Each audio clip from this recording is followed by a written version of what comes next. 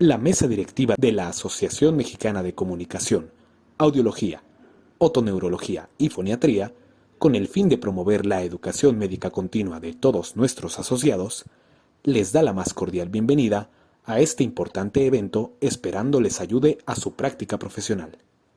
Gracias por su asistencia.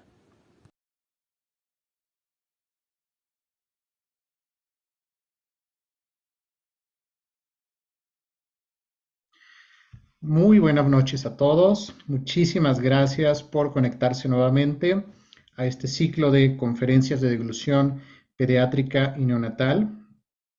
El día de hoy tenemos a dos invitadas, la doctora Patricia Junqueira de Brasil y la maestra Vanessa Hernández de México.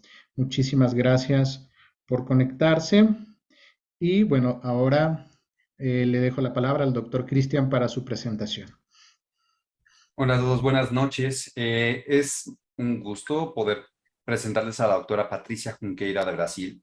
Ella nos va a hablar de actualidades en el diagnóstico e intervención de los trastornos de alimentación pediátricos. Ella es fonoaudióloga brasileña especializada en motricidad orofacial y realizó maestría y doctorado en trastornos de la comunicación humana y es creadora y coordinadora del Instituto de Desenvolvimiento Infantil. Así es pionera en Brasil en el uso de un abordaje integrado de las dificultades alimentarias en los niños. Y sin más, los dejo con ella. Adelante, doctora Patricia. Bienvenida. Gracias por la invitación, doctor Marzano y doctor Christian, también por la presentación. Voy a intentar hablar en español. Caso tengas alguna duda, por favor, pregúntame, ¿sí? Voy a compartir minha...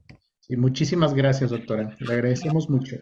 No, siempre un placer.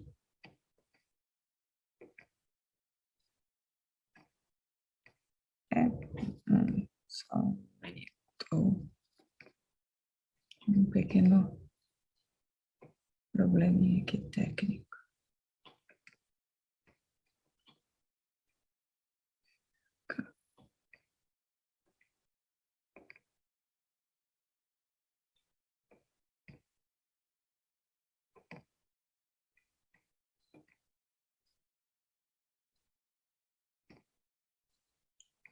Não sei o que está ocorrendo.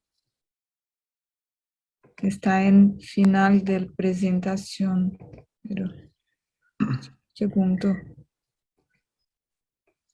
Pero le pido de favor que marque el recuerde de compartir con sonido, por favor. Creo que ahora está bien.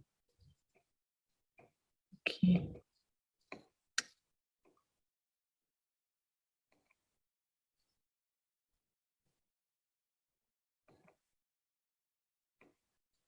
Ahora vamos. Sí. Sí. ¿Estoy mirando ahora? Sí, ahora se ve bien. Sí, gracias por la invitación de la asociación. Vamos a hablar hoy sobre las actualidades en el diagnóstico e intervención en los trastornos de alimentación pediátrica. Primero vamos a hablar sobre la actual definición que fue presentada en 2019 por el doctor Goday y colaboradores, que definir que nosotros vamos considerar sobre el trastorno alimentario pediátrico es una ingesta oral deficiente e inapropriada para la edad que se asocia con problemas médicos, nutricionales, de habilidades alimentarias y de disfunción psicosocial.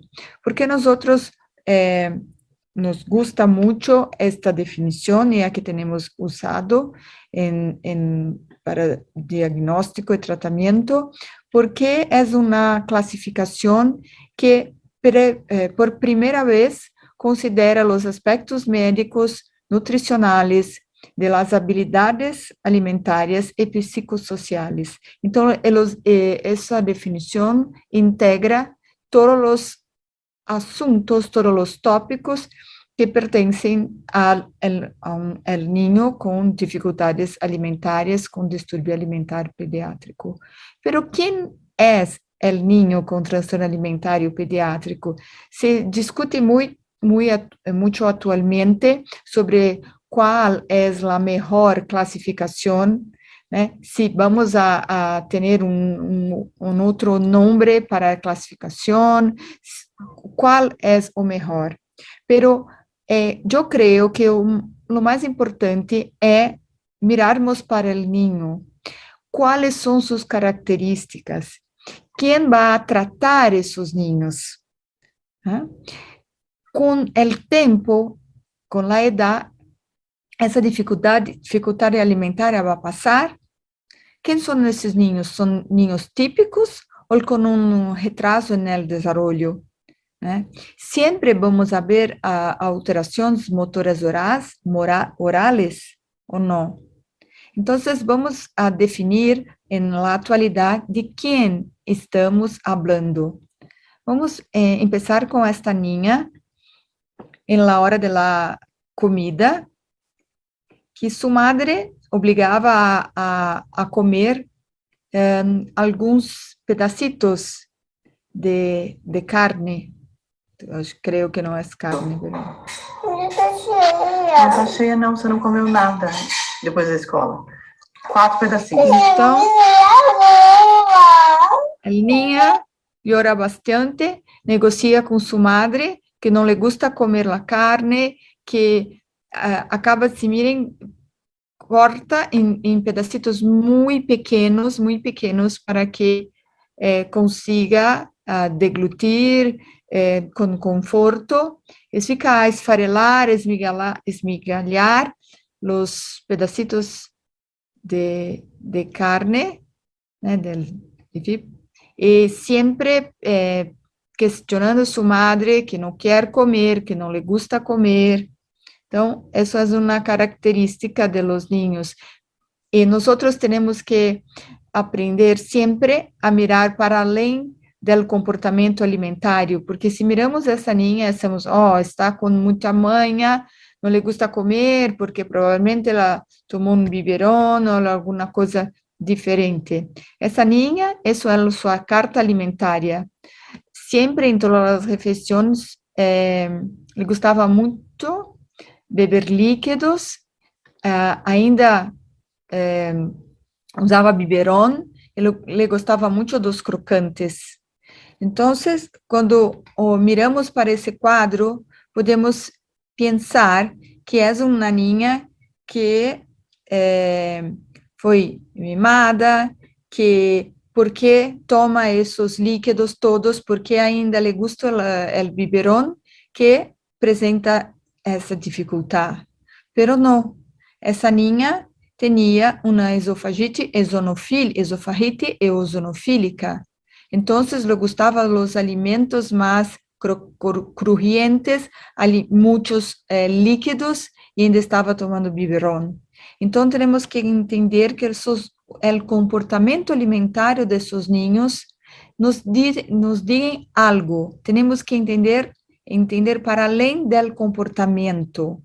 Esse niño, por exemplo, que estás a tentar a comer algo, um pescado, pero segura em sua boca, intenta masticar, não consegue, e acaba não conseguindo, não sendo eficiente e cuspindo o alimento. A necessidade de muita distração, como é muito comum em seus niños, está muito distraído, os padres estão falando com ele, tentando distrair, para que pueda comer. Pero ¿por qué tiene essa dificuldade para mastigar? Temos que compreender todo o caminho, toda sua jornada alimentária a que chegou aqui. Esse outro niño que chegou com a queixa de seletividade alimentar. Então, nós pensamos, é um niño que não le gusta comer determinadas texturas, pero quando vamos a mirar, percebemos que Algunas texturas le causan asco, les causan gag, ânsia. Não tienes conforto para comer los alimentos con duplas texturas.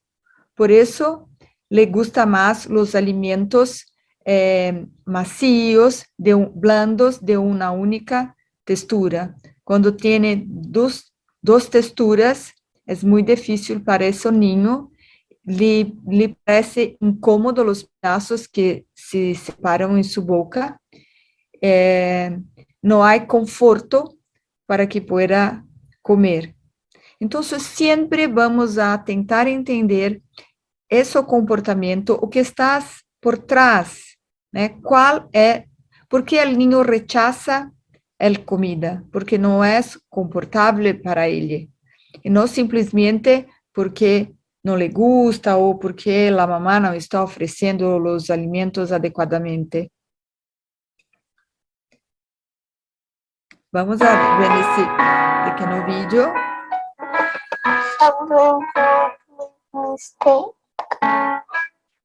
Why don't you like to? Because the cat.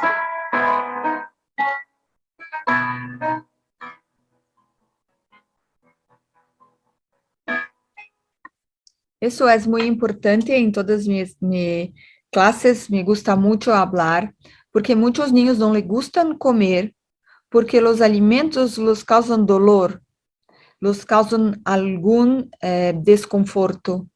E nós, profissionais da saúde, temos que compreender esses niños e não apenas julgar e dizer que não comem, que não lhes gustam comer. É muito importante compreender que esses niños muitas vezes têm uma fobia ou uma dificuldade, ou o que mesmo chamamos de trauma, porque muitas vezes foram obrigados a comer ou alimentados quando não estavam fisicamente listos, como é o caso daquela linha que lhe mostrei. Durante anos foi forçada a comer, pero não estava lista. Tinha uma esofagitis eosinofílica sem diagnóstico.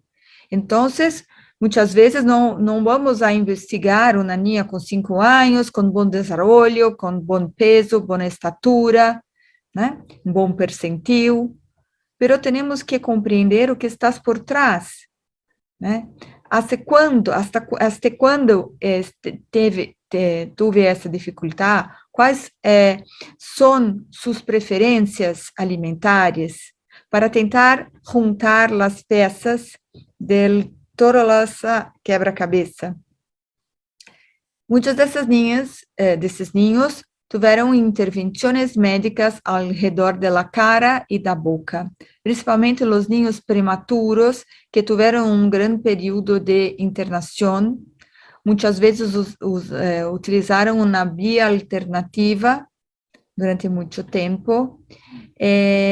Outros niños, muitas vezes, não tinham um mal-estar físico cada vez que foram alimentados, muitas vezes por problemas gastrointestinais, como é caso da niña, esofagite eosinofílica, como transtorno gastrointestinais como todo, e também questões sensoriais, como os niños com alteração no processamento sensorial.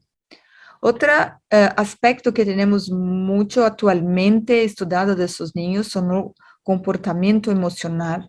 Normalmente podem ter uma associação com ansiedade. São são niños muito controladores e têm uma certa aversão ao cambio. Então, a evaluação e o tratamento necessitam englobar todos os 4 aspectos para que nos dê condições de caracterizar se é ou não um transtorno pediátrico e qual é a melhor forma de ajudar esses niños e suas famílias. Esses niños têm muito medo e ansiedade frente aos alimentos e à situação da comida. Então, muitas vezes não lhe gusta fazer a comida com sua família, não é possível comer com seus outros ninhos, com seus familiares, né? Alguns deles podem ter uma inabilidade motora oral importante, até pelo rechazo da comida desde o princípio. Muitos niños, desde a introdução alimentaria, tiveram uma dificuldade. Então, não foi capaz de aproveitar as miradas de oportunidade, as janelas de oportunidade, né, para aprender a mastigação, para ter autonomia para comer, para levar os objetos de la comida e os alimentos a sua boca. Isso são características muito frequentes em los niños, né? Um aspecto que durante muitos anos foi um problema para o diagnóstico precoce de seus niños, porque nem sempre esses niños têm déficits nutricionais. Muitas vezes esses niños têm bom peso, dados antropométricos satisfatórios, graças aos esforços de suas madres, de suas famílias, que lo estão constantemente intentando alimentá-los. Pero esses niños muitas vezes têm bons dados, bom peso e estatura, pero não les gusta comer, não les sabe comer, não tem autonomia para isso.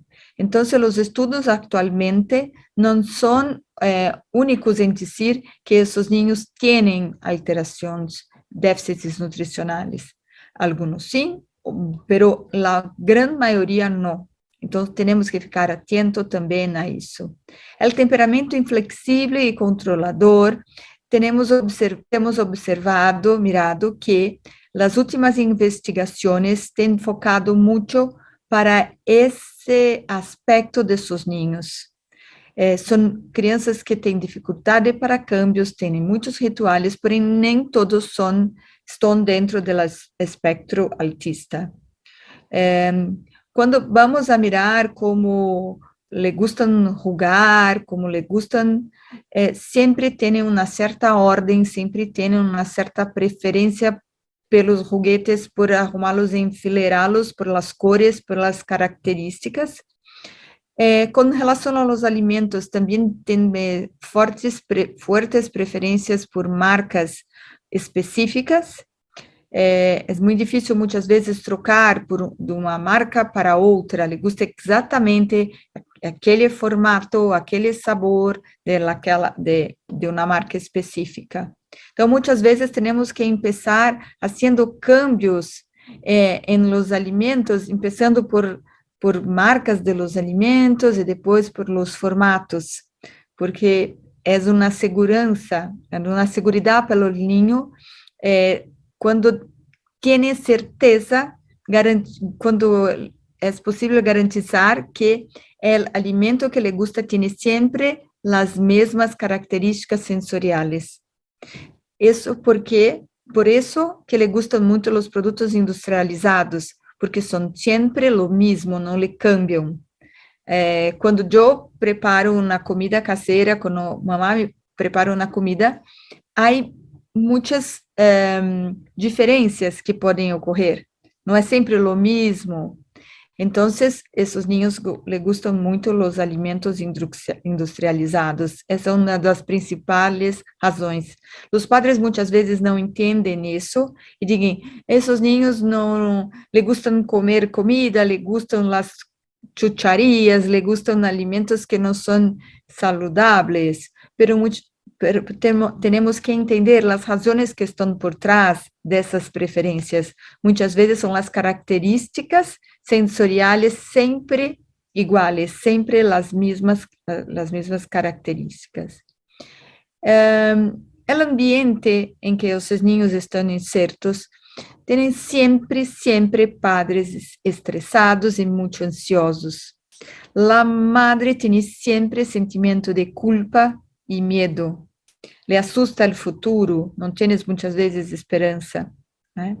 E a família se sente juzgada por la sociedade e também pelo equipo médico, que muitas vezes não compreende, ele julga porque cree que não lhe hace o certo, e ainda hoje temos muitas orientações de deixar o ninho com hambre para que ele acepte um maior número de alimentos.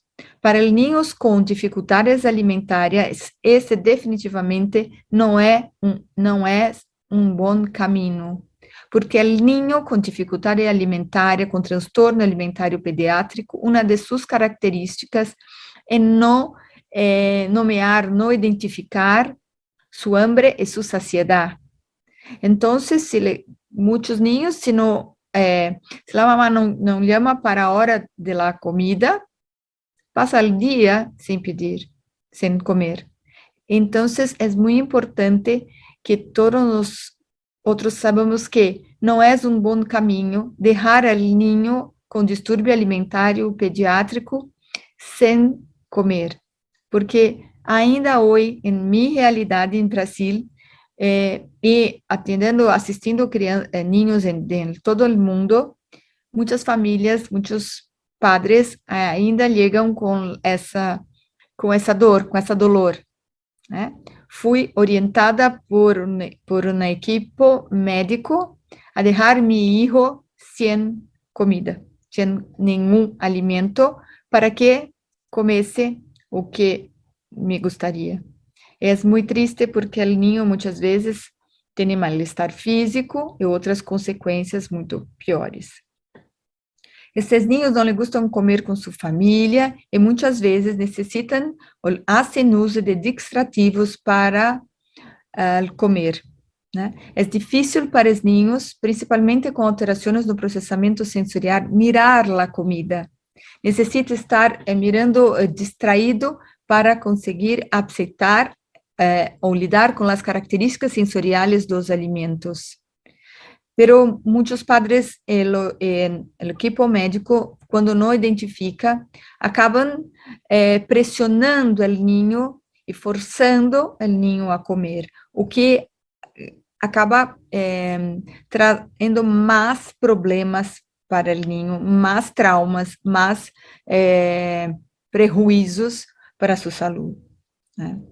As madres necessitam de verdadeiro apoio, porque são muito preocupadas, sem informação, sem suporte, estressadas e culpables. Eu estou agora em Miami, participei de congresso sobre autismo Global Day, e tivemos uma parte do congresso que dedicamos exclusivamente às madres, principalmente por conta porque são muitas vezes sem informação e sempre julgadas por muitos profissionais.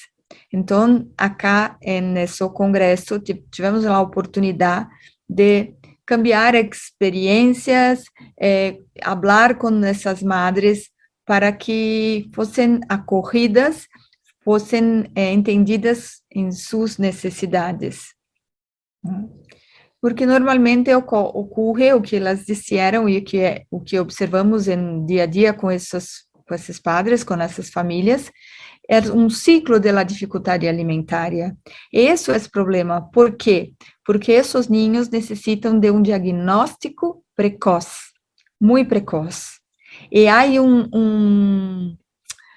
tempo muito grande entre a primeira manifestação e o diagnóstico.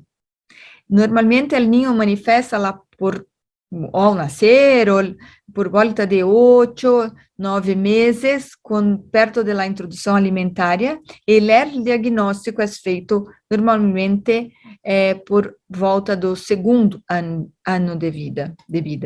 Então, é um tempo muito grande, é um tempo em que o niño está em seu processo de aprendizagem alimentar. E quais são os registros, quais são as experiências que o niño vai registrar em seu sistema límbico, em suas memórias. Então, sempre que tivemos uma oportunidade como essa de falar sobre os distúrbios alimentares pediátricos, que pudermos explicar para o maior número possível de doutores sobre quais são as causas, como podemos mirar nossa mirada para esses ninhos e essas famílias, vai muito ajudar o diagnóstico precoce. Porque algumas dessas crianças vão até precisar de uma bioalternativa de alimentação. Eu tenho vários ninhos que usam a gastrostomia, né? Tenho ninhos que comem 5, 6 alimentos, né? Marcas específicas, né? Têm dificuldades sociais importantes que limitam sua vida, a vida de sua família, e a jornada alimentaria é para a vida. Nós aprendemos hasta dos primeiros anos de vida, pero nosso comportamento alimentario é definido, né? Nossas experiências, nossos registros são feitos em nossa infância. Então, é muito importante identificar essa população especial e termos cada vez mais equipos que possam estar preparados para ajudá-los, não só o ninho, sino também sua família, porque tratar de el niño com transtorno alimentar pediátrico é necessário primeiro começar por sua família, não pelo ninho, porque se começamos pelo ninho solamente, não vamos ter bons resultados. Actualmente, como dije, há muitos estudos sobre o estilo parental, né, no contexto do ninho, seu temperamento e até o impacto em seu apetite, em sua hambre, né? Cada vez mais esses estudos nos mostram a importância de mirarmos para o todo, numa abordagem integrativa e responsiva, né? Também temos estudado muito as funções executivas de córtex pré-frontal, porque alguns ninhos têm desafios que estão relacionados a esta parte do cérebro, o que faz com que sejam muito inflexíveis e difíceis para mudanças. Então, em nossas terapias, temos que avaliação e terapia identificar quais são os desafios desses ninhos, porque em algumas terapias temos que trabalhar com a função executiva, porque não é apenas a comida, é todo o desenvolvimento do ninho, da criança, do ninho. Então, todo o controle inibitório, toda a parte de função executiva pode estar também relacionada à escolha de los alimentos. Assim como le gusta jogar com determinada forma, com determinada color, com determinada métrica, de uma forma muito específica, le gusta que os alimentos sejam desta mesma forma. Le gustam determinados formatos, não le cambiam formatos de por exemplo, de uma galleta, não lhe gusta cambiar, né, o modo como os alimentos estão apresentados em prato, então tem preferência por determinados vasos, são muito rígidos, mas não só nos alimentos, mas no modo como miram o mundo ao seu redor. Então, hoje temos muitas terapias também trabalhando com função executiva, né? Tudo isso para mostrar que o comportamento alimentário é uma punta do iceberg, né? Temos que mirar todo o que está por abaixo desse comportamento e cada vez mais ter uma visão integrativa que conecte todos os sentimentos. Muitas crianças, por exemplo, têm trauma, têm medo, porque sentiram durante muitos anos dolor ao deglutir, ao realizar sua deglutição. Então, temos que ter abordagem que possam trazer mais calmaria, diminuir sua ansiedade, né? Pensar em todo o que está em torno desse comportamento. Eu aplico uma abordagem integrativo e responsivo com meus ninhos em Brasil, com muito sucesso. Esse trabalho é necessário que seja realizado em equipo, né? Que consta de, muitas vezes, claro, o fonoaudiólogo, o terapeuta ocupacional, muitas vezes, não é... O importante dizer é que cada ninho necessita de um diagnóstico e um plano de tratamento, não é uma caja com tudo sempre. Porque tem ninhos que não têm uma alteração sensorial, pero têm um trauma, pero têm uma experiência muito agressiva, teve, por exemplo, atragantou-se com algum alimento, então é necessário um psicólogo, um apoio, né?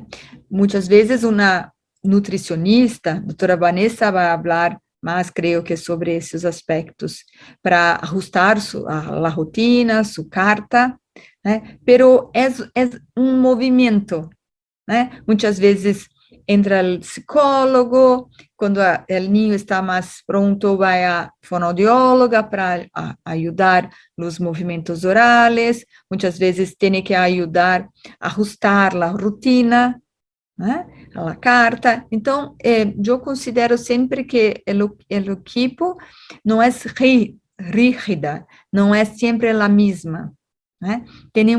Cambia e tem movimentos de acordo com o diagnóstico, o plano de tratamento, né? Pero algumas coisas não têm como cambiar, né? Temos sempre que ter esta avaliação mais ampla, que consta da entrevista com os padres, sem os ninhos, para que possamos entender todas as dores, todas as dúvidas, todo o processo alimentar, que muitas vezes é um processo desde antes do ninho ser concebido, né? Nós consideramos muito importante mirarmos um vídeo da situação de comida, porque a situação de alimentação diária em casa nos diz nos traz muitas informações sobre como é o comportamento dos padres, como é a postura corporal do ninho à mesa, muitos comportamentos, se eles são forçados. Então, ter este vídeo da situação de comida em casa é muito importante. Como está a sua alimentação diária, seus dados antropométricos, seu perfil sensorial. Claro, uma avaliação de ninho por equipe e depois uma devolução, em que considero importante porque vamos a explicar para os padres por que o ninho tem esse comportamento alimentar. Não, para os padres, creio que isso é o mais importante. Por que meu ninho tem essa dificuldade? Por que meu ninho não lhe gusta comer?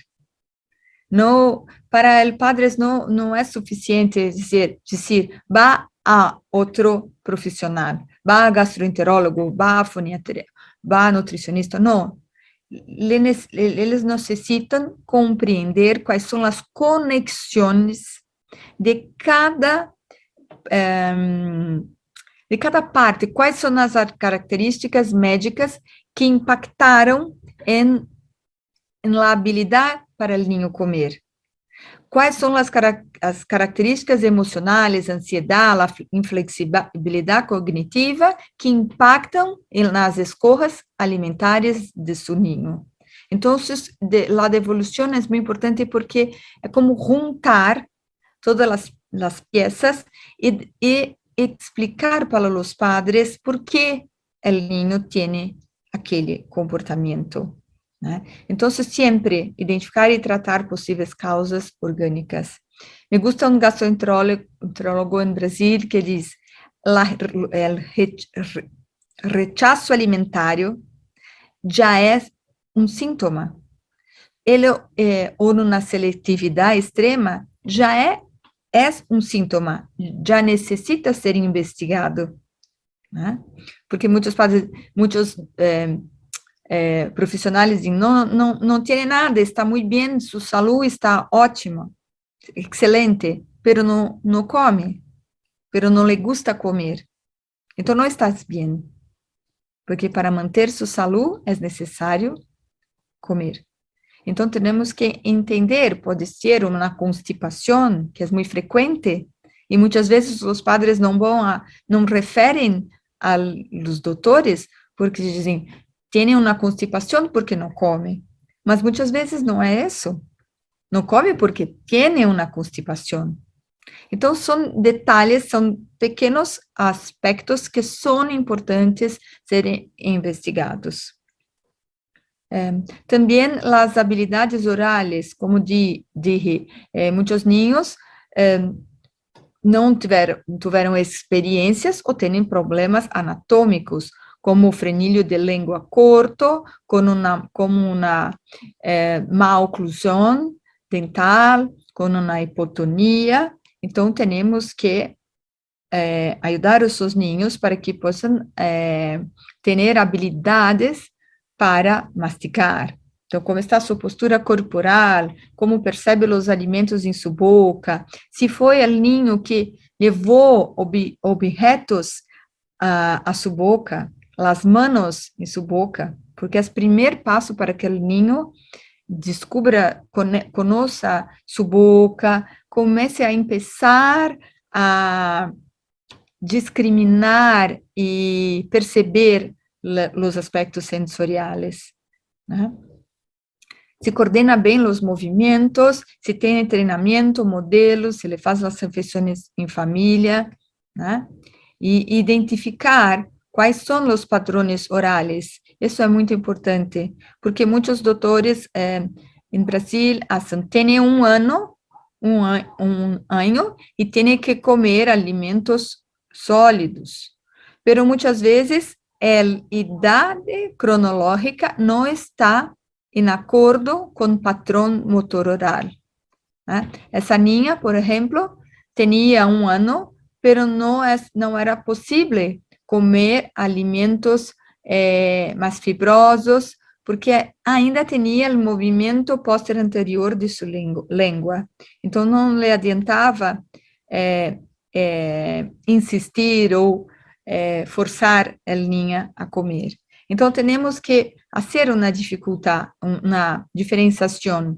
A niña tem 1 ano, 9, 12 meses, pero sua habilidade, qual é? Ainda é de movimento posterior anterior da língua. Então, não estás pronta para avançar e cambiar sua alimentação para alimentos mais sólidos, porque para que consiga aceitar pedacitos maiores e a mesma consistência que a comida da família, há que ter um maior controle, maior variedade dos movimentos, lateralizar a língua, perceber os alimentos, a textura, as características sensoriais para que aí pueda avançar. Então, temos que sempre identificar a idade e qual a habilidade do ninho para fazermos ajuste. Então, muitos ninhos, por exemplo, têm 2 anos, mas o conforto para comer ainda é uma textura mais blanda, né? Outros lhe gustam mais as texturas crujientes. E isso é importante, por quê? Porque todos nós outros necessitamos de conforto e uma boa relação com os alimentos. O alimento tem que ser confortável, cômodo. Eu tenho que ter uma habilidade a partir disso. Então, dos aspectos muito importantes é fazer os ajustes em la textura, em la apresentação dos alimentos, para primeiro o niño desejar comer, le gustar, ter uma motivação para comer, porque muitas vezes não está ajustado a seu padrão motor oral. né? Temos que sempre trazer ao niño para que haça comidas em família e em paz. Por isso, orientamos muito os padres e los ensinamos por meio do coaching, né, como fazer isso. Como possibilitar que o niño venha a hacer comidas em família, né? E também ajudamos os padres a estratégias para que o niño permaneça em la mesa. Temos que começar por pequenos cambios, nada é muito rígido, né, porque o niño necessita comer, e não podemos, como disse no início da aula, dizer não lhe oferta esse alimento, ou lhe proíbe outro, porque temos que começar sempre pelos alimentos que o niño lhe gusta, não o que sua família deseja que um dia ele possa comer. Porque em Brasil, por exemplo, é muito comum que os padres peçam, me gostaria que meu filho comesse arroz, frijoles, né? Pero em muitos momentos não é possível. Esse alimento tem dupla textura e o niño não se sente cômodo com esse alimento. Então, temos que explicar para os padres o porquê que não vamos a começar com esse alimento, né? Talvez um bolinho com arroz mais seco, mais crujiente, para despertar maior interesse no niño, ou não. Mas temos que mapear, compreender quais são as preferências sensoriais do niño. E tudo isso hacemos em o que chamamos de coaching, né? Que vamos a trabalhar as crenças e mitos dos padres, pero também ensiná-los a como lidar e como compreender, como aceitar e como caminhar com seus filhos com dificuldades alimentares, né? Temos que comer é um comportamento aprendido, e como todo comportamento aprendido necessita de motivação e curiosidade. Nenhum profissional hace um niño comer, a menos que ele force, né? Pero é possível tornar a comida, o momento da alimentação, mais motivador, mais curioso, com mais curiosidade e ajustado às suas possibilidades sensoriais, né? É um trabalho sempre conjunto com o niño, a família e o terapeuta. Sem o apoio da família é muito difícil qualquer cambio quando se pensa em alimentação, no momento da comida. É muito importante essa parceria. Aqui só para ilustrar a importância de proporcionar autonomia para o niño, porque muitas vezes os padres que têm um niño com transtorno alimentar pediátrico le gustam controlar o que o niño le vai comer, quanto o niño come em cada comida. Então, sempre que empezarmos por uma autonomia do niño, ajustando suas preferências sensoriais, é mais possível, né? Então, por exemplo, aqui estou, durante a avaliação, estou oferecendo alimento crujiente, que é mais fácil para masticar, né? Que necessita apenas de movimentos verticais. O niño le gostou, ele comeu muito bem, pero em sua casa, sua madre não compreendia isso, estava oferecendo alimentos com texturas muito fibrosas, o que não era possível para ele. Então, esses ajustes são muito importantes para ajudar o niño a comer e ter interesse pelos alimentos, ensinando aqui a poner no cantinho de sua boca para começar a mastigar. Já miren que o movimento de língua já é outro, isso é apenas uma avaliação, pero proporcionamos autonomia e ajustamos as texturas ao conforto do paciente. Então, o niño se motiva, se sente curioso, e aí, né, podemos, a partir da identificação de suas preferências, caminhar e evoluir para outros alimentos, expandir sua carta alimentária. É isso. Gracias. Estou aqui para, caso tenham alguma dúvida. E hoje, meu primeiro livro sobre alimentação já está em espanhol e em italiano. Caso tenham interesse em degustarem ler, aqui está possível. Muchas gracias.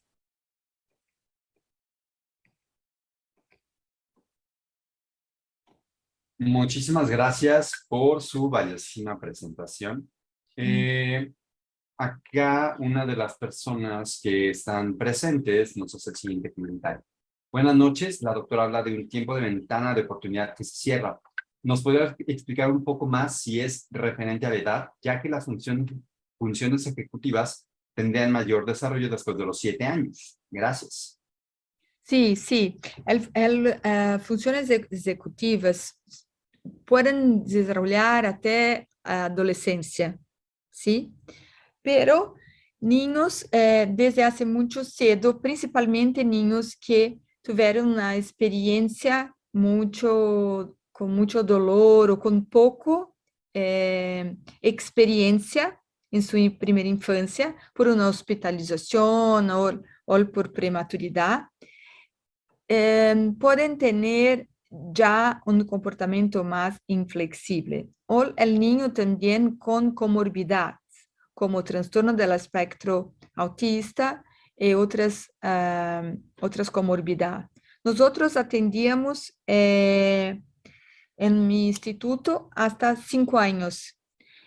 Hoje em dia, atendemos niños maiores. E foi por isso que começamos a estar mais atenta a essas características, porque niños com 7 ou 8 anos, as comorbidades, como distúrbios de déficit de atenção e hiperatividade, ou mesmo inflexibilidade cognitiva, é muito frequente. Então, temos que mirar e estimular esses niños quando já observamos alguns desses pontos em sua primeira infância. E principalmente também os antecedentes de madre e padre, se têm alguma comorbidade, como transtorno do déficit de atenção ou alguma outra comorbidade, porque pode estar associada também à hereditariedade. Claro. Yo creo que de igual manera, algo que mencionó de manera muy puntual es justamente los factores de riesgo que podemos llegar a presentar, ¿no? La prematuridad, principalmente los factores de riesgo neurológicos, que son de una presentación bastante frecuente en aquellas unidades donde se atienden pacientes neonatales, principalmente, ¿no? Bajo peso, sí. Esos pacientes es muy importante mantenerlos en vigilancia estrecha durante toda la primera infancia, durante el periodo de lactancia materna, si es que pueden tener lactancia materna o no, el uso de presencia de sondas orogástricas, son factores que van sumando, ¿no? Riscos. Característica muy, muy peculiar de estos pacientes que tienen trastornos de alimentación realmente. O sea, sí sabemos la importancia de las funciones ejecutivas, pero este periodo de ventana, o sea, si nosotros nos damos por hecho que un paciente comió y aparentemente ya no tiene ningún otro problema y lo dejamos ir y no damos ese seguimiento estrecho, pues se pierde un paciente, ¿no? Y potencialmente va a llegar 2, 3 años, mi hijo no tolera alimentos, come puras papillas, o solamente está con esta búsqueda sensorial constante en la boca. Y es importante, creo que, tener en mente todos estos factores que se llegan a presentar, que cuando trabajamos con neonatos es muy frecuente observar, ¿no? Sí. Y es una cosa bien interesante realmente. Otros 2 comentarios vienen relacionados con un tipo de enfermedad en particular. Un compañero nos menciona que la acidosis tubular renal provoca náusea y anorexia y alteraciones en la alimentación. Y el doctor nos pregunta, no sé si usted nos puede ayudar a responder, ¿cómo identificar ácidos tubular renal en niños con problemas de alimentación? Que creo que más bien es un tema pediátrico, más bien. Sí, acidose tubular renal es el niños tienen una cierta dificultad alimentaria en un rechazo alimentario. Entonces, son sinais, cuando el niño tiene un rechazo, una dificultad, es importante hacer el diagnóstico porque muchas veces es la doença de base que está justificando su comportamiento alimentario.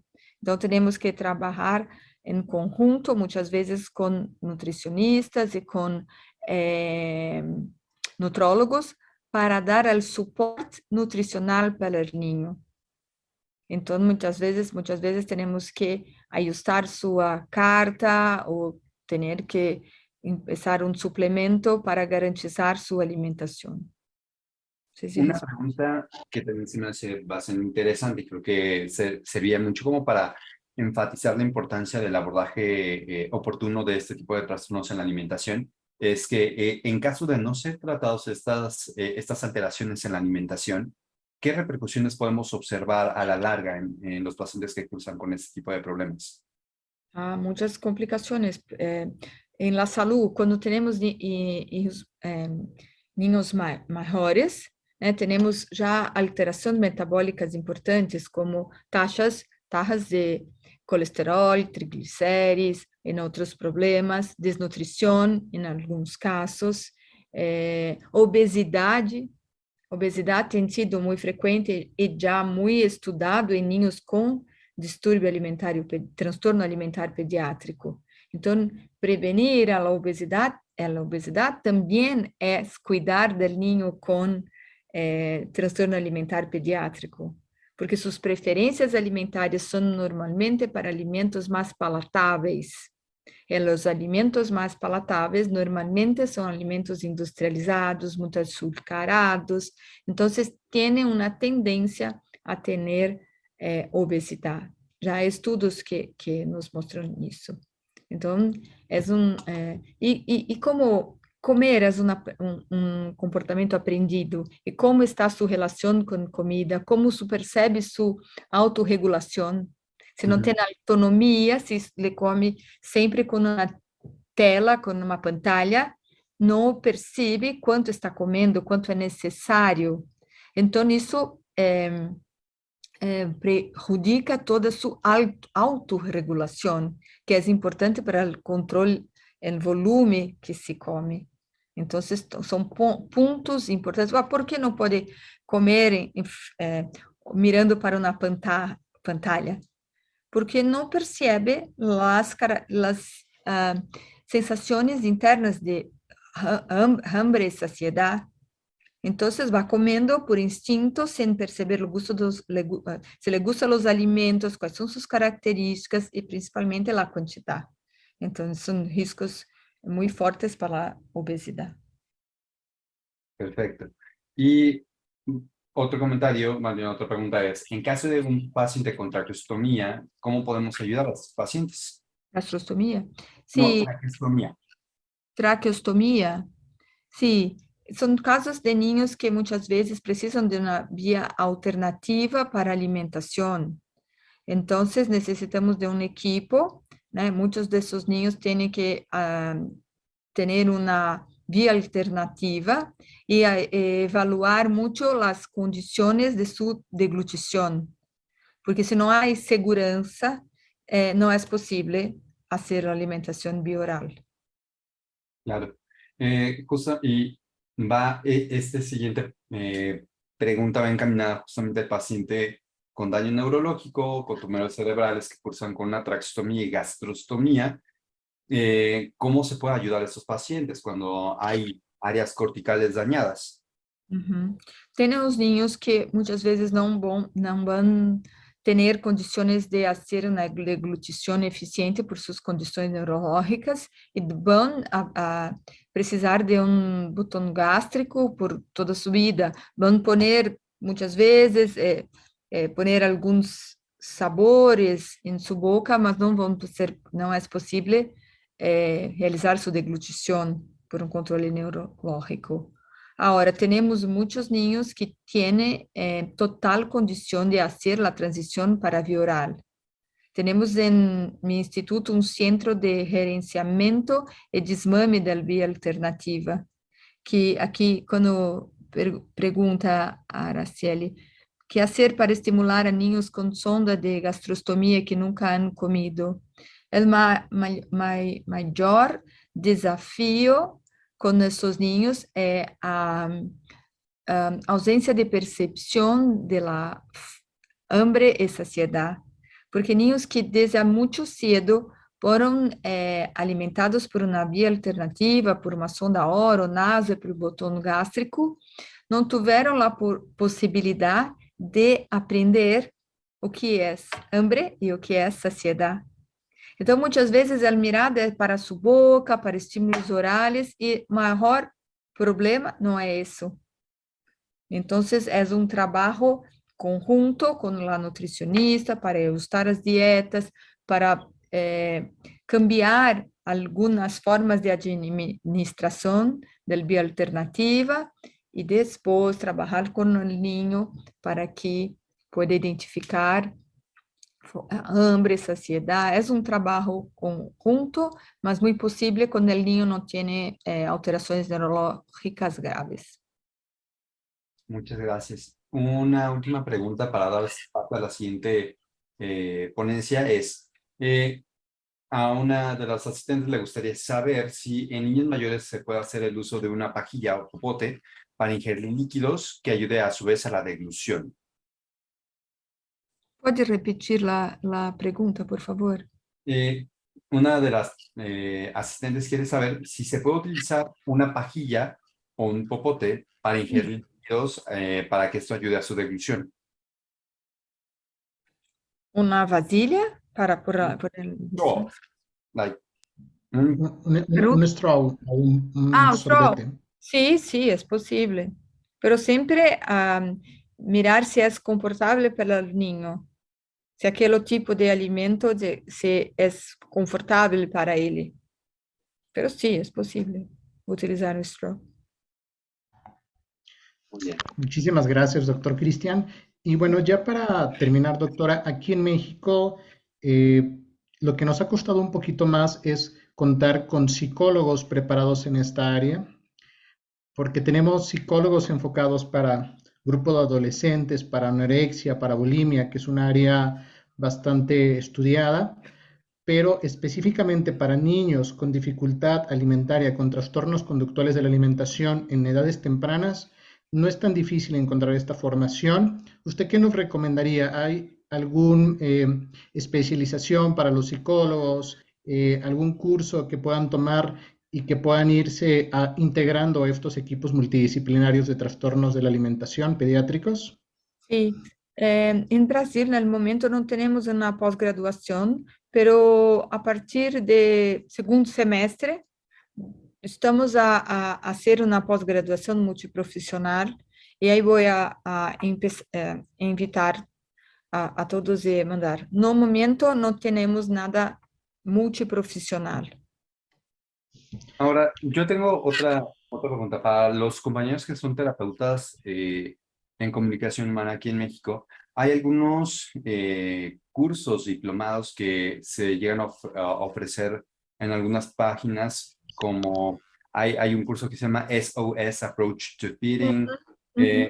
Este tipo de cursos dan mayor beneficio justamente a la formación del terapeuta para favorecer la alimentación en estos pacientes. Sí, son buenos cursos, son cursos internacionales, pero son buenos. SOS Feeding Approach es una abordaje.